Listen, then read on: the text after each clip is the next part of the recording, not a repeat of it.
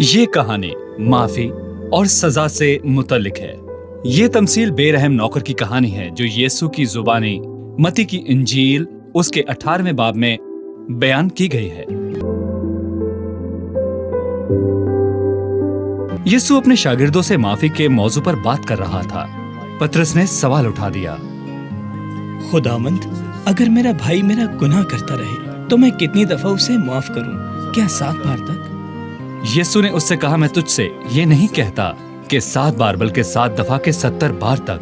बस आसमान की बादशाहत उस बादशाह की मानिंद है जिसने अपने नौकरों से हिसाब लेना चाहा।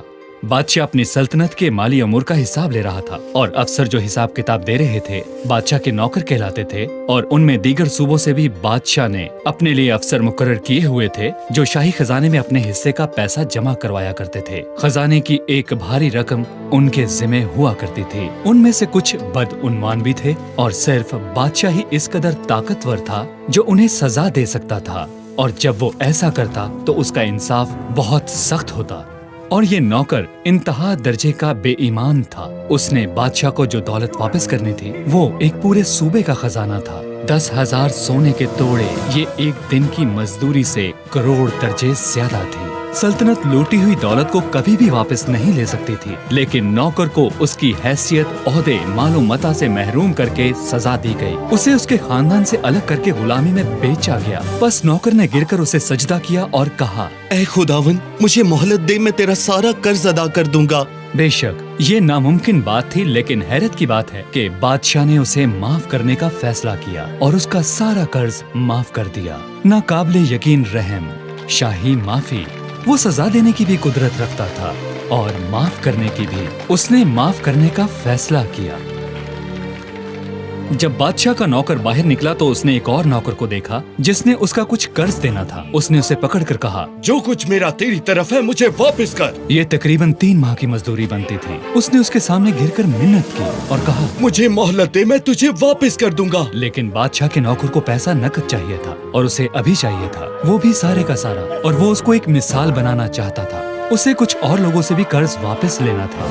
उस शख्स को गिरफ्तार करके जेल में डाल दिया गया। अगर उसके कुछ दोस्त होते तो वो उसकी आजादी की खातिर पैसे का बंदोबस्त कर देते। ये बहुत काबिले मुजम्मत बात थी और इसे नजरअंदाज नहीं किया जा सकता था। ये मसला दरपेश था कि वो ये बात बादशाह से कहें या ना कहें। बादशाह से बात करने का ये मतलब भी लिया जा सकता था कि बादशाह का फैसला दुरुस्त नहीं था। शायद बादशाह ने उस नौकर को माफ करके गलती की। बादशाह के रहम करने के इस अजीम अमल से एक मिसाल कायम कर दी गई, रहम दिली की एक मिसाल। कम से कम बादशाह के कुछ दरबारी इस बात को समझ गए थे, लेकिन वो शख्स जिसे माफ किया गया था उसने उसे बादशाह की एक कमजोरी समझा। बादशाह ने हुक्म दिया कि उस नौकर को फौरन बादशाह के सामने पेश किया जाए। बादशाह के नौकरों के लिए ये एक हैरानकुन दिन था। पहले माली बदउनवानी, इंकिशाफ और फिर कैद में डालना, और फिर बादशाह सलामत की जानिब से मुकम्मल माफी। बेशक बादशाह सलामत की तरफ से माफी की कोई वजह तो जरूर थी। बादशाह को उसकी जरूरत थी। उसने उसे बुलाया। अब उसकी तवक्कुआत क्या थीं? एक नई हैसियत, शायद एक नया ओहदा। अब अगर वो बादशाह का मंजूर नजर बन जाता है तो फिर वो उसका भरपूर फायदा उठाएगा। लेकिन बादशाह खुश नहीं लग रहा था। क्या वजह थी? वो नाराज क्यों था? ऐ शरीर नौकर, मैंने तुझे वो सारा कर्ज इसलिए बख्श दिया कि तूने मेरी मिन्नत की। क्या तुझ पर लाजिम ना था कि जैसे मैंने तुझ पर रहम किया है तू भी अपने हम खिदमत पर रहम करता? इसे कैद में डाल दो। अब रहम की भीख मांगने का कुछ फायदा ना था। बादशाह ने उसे जल्लादों के हवाले कर दिया। जब तक तमाम कर्ज अदा न कर दे, कैद रहे। जब यीशु ने यह तमसील सुनाना खत्म की, उसने इस बात को यकीनी बनाया कि पतरस और दूसरे जो सुन रहे थे इस तमसील के हकीकी मकसद को समझ जाएं। उसने कहा, मेरा आसमानी बाप भी तुम्हारे साथ इसी तरह करेगा अगर तुम में से हर एक अपने भाई को दिल से माफ ना करे। मती की इंजील उसके 6 बाब में यीशु ने कहा, इसलिए अगर तुम आदमियों के कसूर माफ करोगे तो तुम्हारा आसमानी बाप भी तुमको माफ करेगा, और अगर तुम आदमी के कसूर माफ ना करोगे तो तुम्हारा बाप भी तुम्हारे कसूर माफ ना करेगा।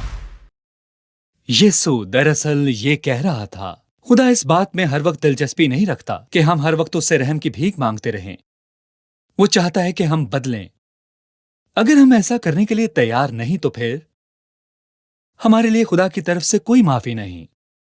लिहाजा ये फैसला हमने करना है, पहले खुदा से माफी मांगे जिसकी हमें जरूरत है, और फिर दूसरों के लिए माफी और दरगुजर करने का रवैया अपनाएं।